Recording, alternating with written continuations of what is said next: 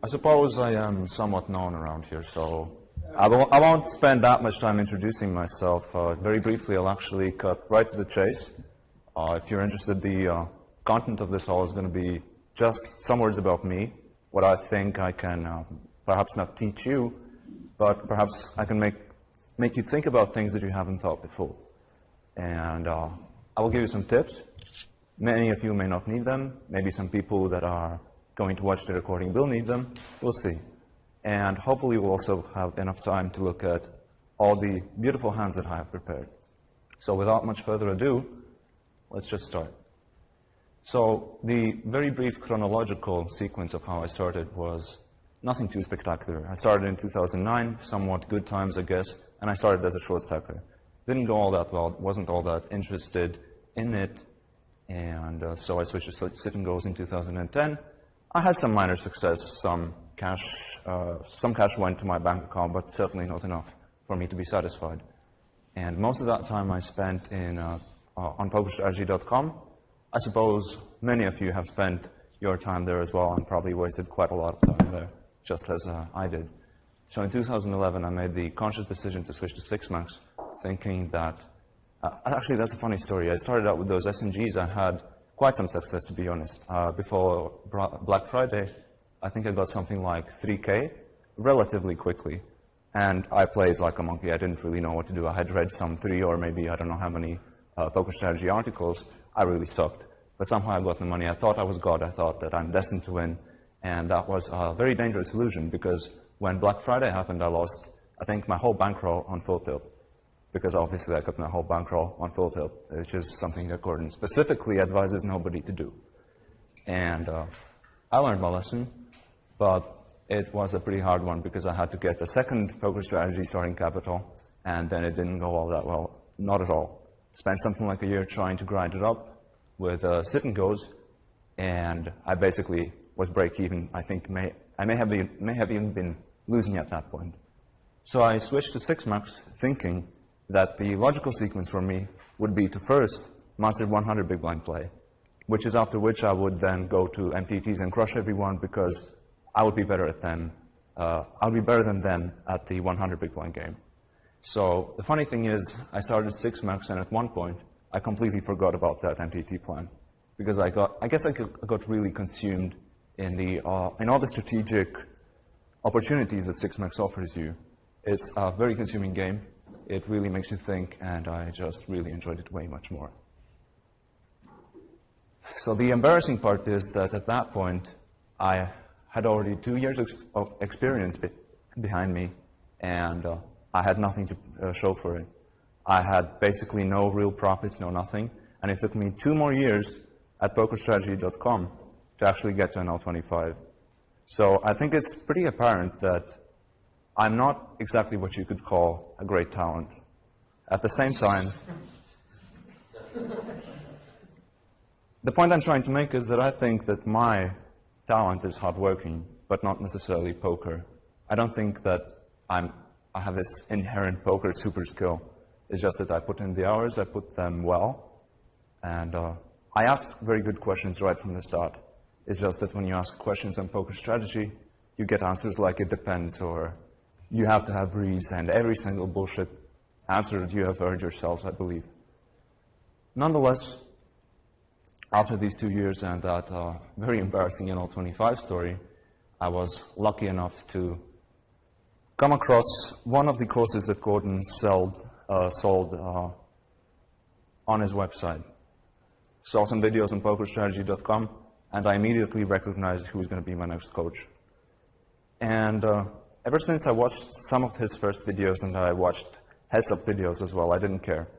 He didn't have as many videos as I wanted to see, so I had to take heads-up videos as well.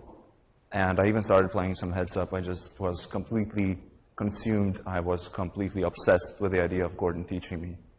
Sadly, it took me only something like 2 years to actually have the balls to write to him to request some coaching because I thought that I don't have a big enough bankroll, I'll embarrass myself with stupid questions, but also some rational reasons. I thought that first, I would do best if I just became as good as I possibly can without his help, so that I would get the most money out of my coaching sessions with him.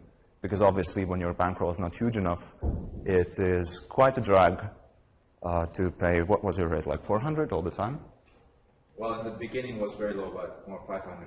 Well, 400, 500, and if your bankroll is something like 2 or 3K, obviously you're not too happy about getting 3 coaching sessions and then grind for I don't know how many months that it took me to actually produce that kind of profit.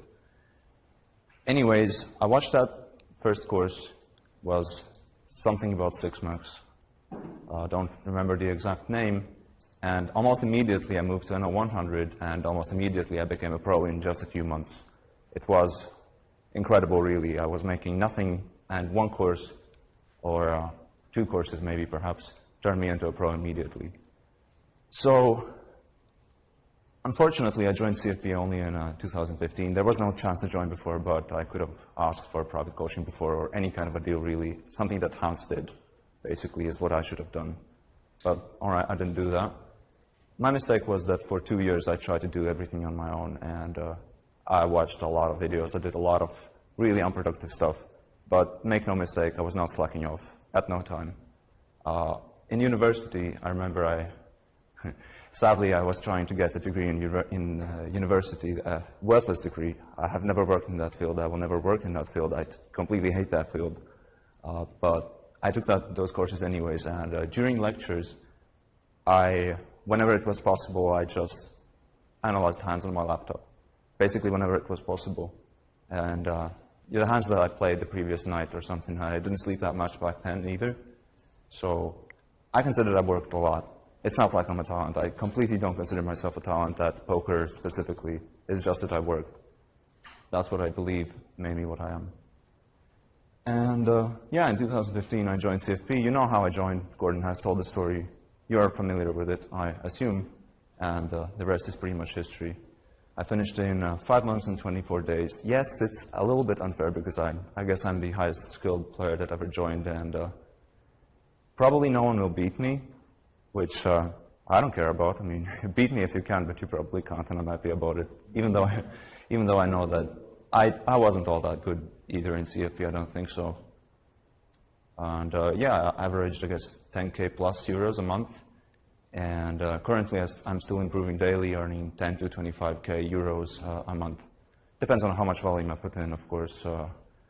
In a way, perhaps I'm not putting as much volume as I used to in CFP either, but I'm still not slacking off. I'm doing all sorts of other stuff as well.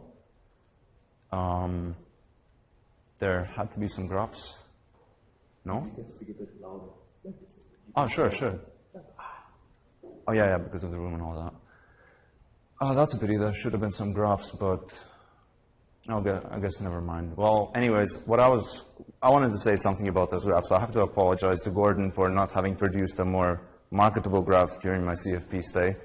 I have noticed you're not using that graph all that much either. Which one? The one with like an almost flat line? Or? Yes, and something like 500,000 hands. Ask Giannis, but I don't know. It's his responsibility. Just marketing, right? Now, I noticed you use that one from the CFP software, the one that just looks like it goes up. No smart marketing. It didn't hurt my feelings, but yeah, the one that I have now is probably more marketable because I finally achieved redline, positive redline. Not that easy at 6 months. We don't care about redline, come on. Anyways. Yes, but I do. I mean, that was my dream. I was hoping all the time that you would make that redline happen for me, and you never delivered. I know. I mean, you have seen that graph. It's really ugly.